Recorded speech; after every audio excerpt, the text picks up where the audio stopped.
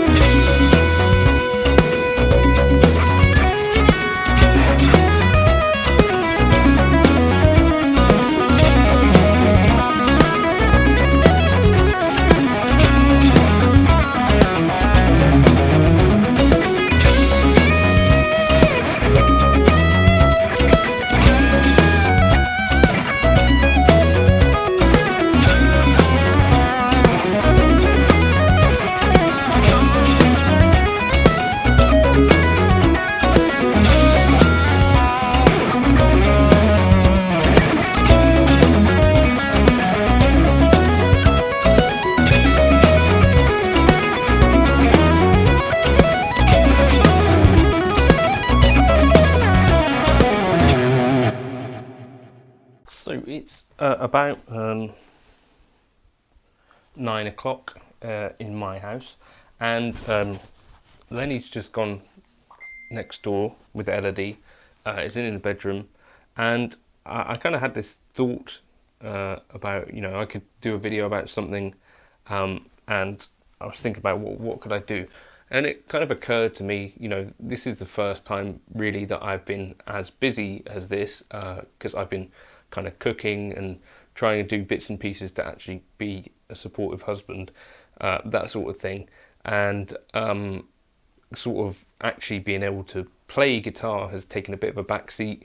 To some extent I'm still able to do my job part of it, but just sitting down and enjoying playing guitar has not been loads of time to do that, for obvious reasons. A kid was born a week ago and I wasn't expecting to be able to, and it's not a complaint, it's a good thing.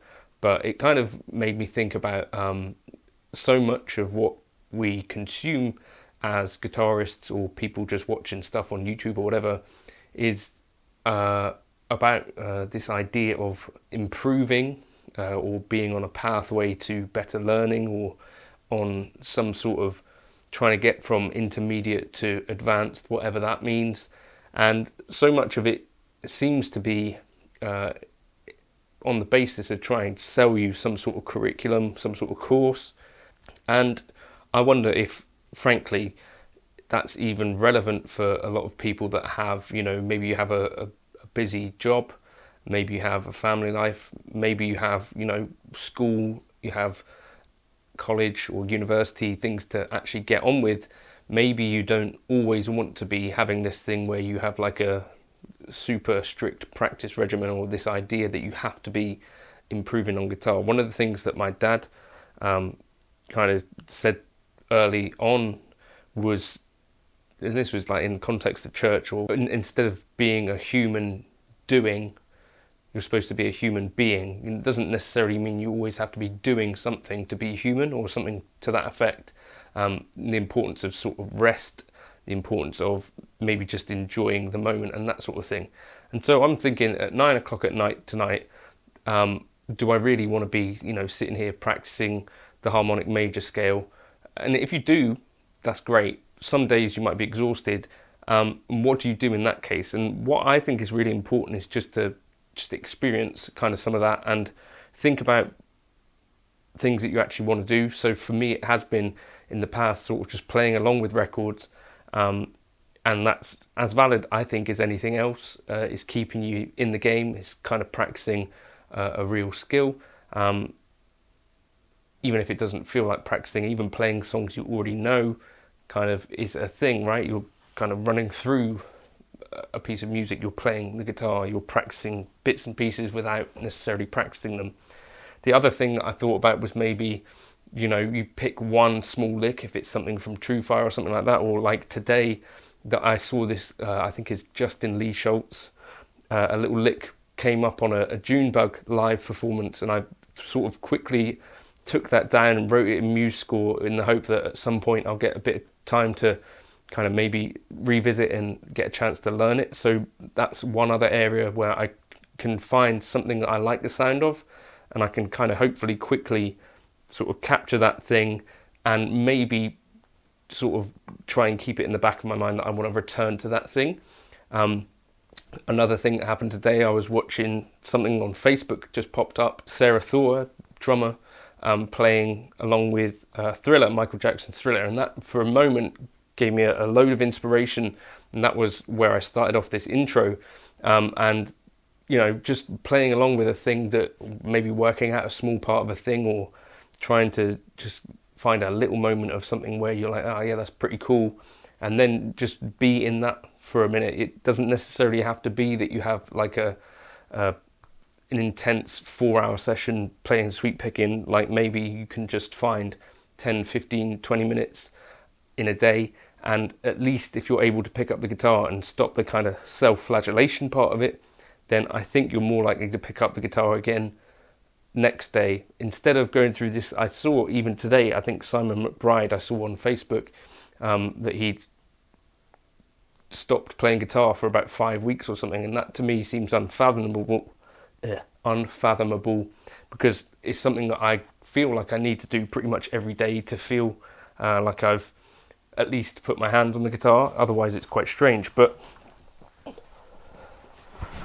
it doesn't even need to be that you're doing anything particularly crazy. I've been playing Elodie some Elgar to try and calm her down. For instance, you could try and work out a little piece of music that you've been playing to someone.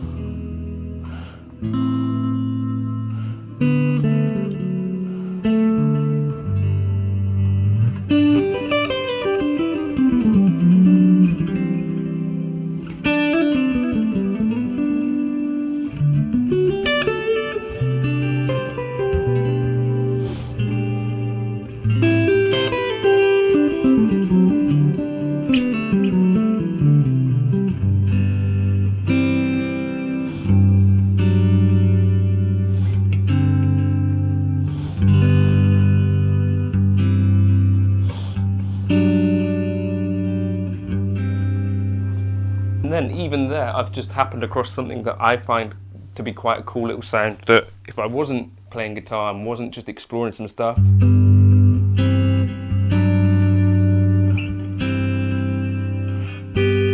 that wouldn't have happened. So like these little moments that hopefully you can try and find a pocket for.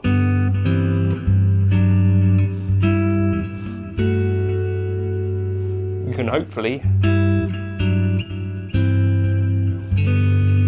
even though you weren't necessarily practicing anything, even though you were noodling, you might be able to come across something that you really like the sound of. So I think less of a focus particularly on super strict practicing, less of this idea that you have to be on this pathway to, I don't know, betterment, self-betterment. Sometimes it's okay to just sit down and play guitar, and maybe this is even gonna be for quite a long period of time for me.